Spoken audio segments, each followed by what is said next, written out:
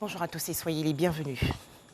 En Côte d'Ivoire, Alassane Ouattara investit le 22 août dernier candidat pour la présidentielle d'octobre prochain par son parti, le Rassemblement des Oufouettistes pour la démocratie et la paix. Dans son discours d'investiture, le candidat RHDP a rassuré les populations sur le climat de paix qui doit régner sur toute l'étendue du territoire national. Divo, dans la région centre-ouest du pays. Le calme est revenu dans cette localité après les violences survenues récemment lors de la marche des femmes de l'opposition. Le maire Amédée Kouakou, au nom du gouvernement, a rencontré les populations et les blessés. Amédée Kouakou a insisté sur le vivre ensemble et la paix durable pour le développement de Divo et du pays tout entier. Les détails dans ce reportage de Léon Brou de RTI Bouaké. Divo, dimanche 23 août 2020. Dans les quartiers comme sur les grandes artères, pas de manifestants ni de groupes d'autodéfense, encore moins de barricades. Encore visibles cependant des traces de casse ou d'incendie de pneus, véhicules, débits de boissons, restaurants et autres commerces.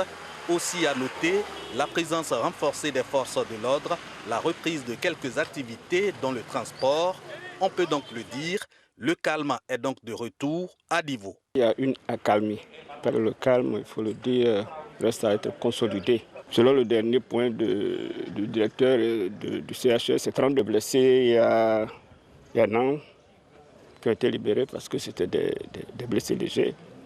Il y a deux qui ont été opérés ici.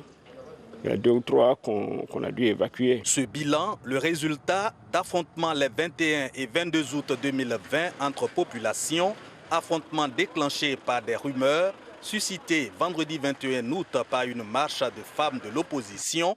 La cause principale de cette crise, la gestion des rumeurs.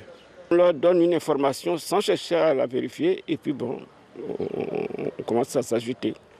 C'est ça qui a causé le problème. À la tête d'une délégation d'élus et cadres du Lodjibois pour plaider le renforcement du vivre ensemble et de la paix, le ministre Amédée Kouakou visite les blessés et rencontre le corps préfectoral, les forces de l'ordre et les différentes communautés.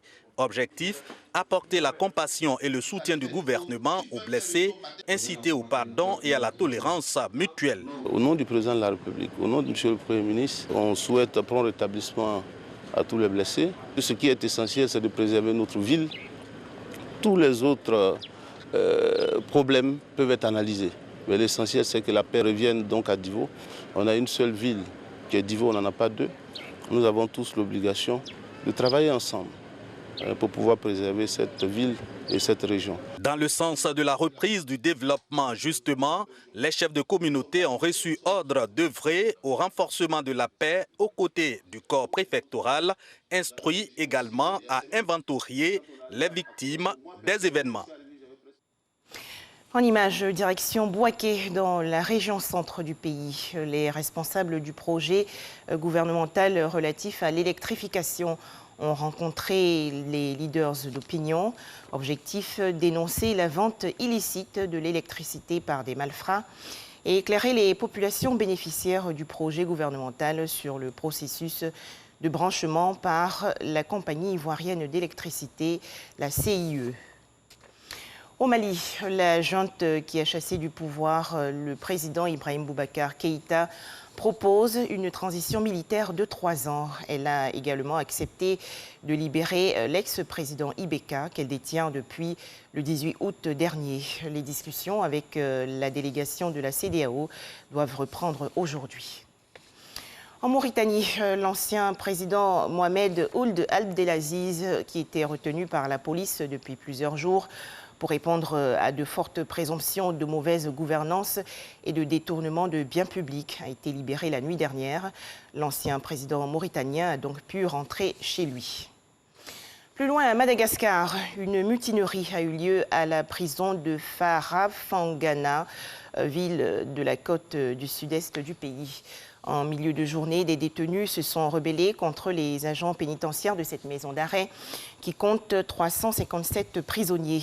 On dénombre 88 évasions, dont 20 prisonniers tués.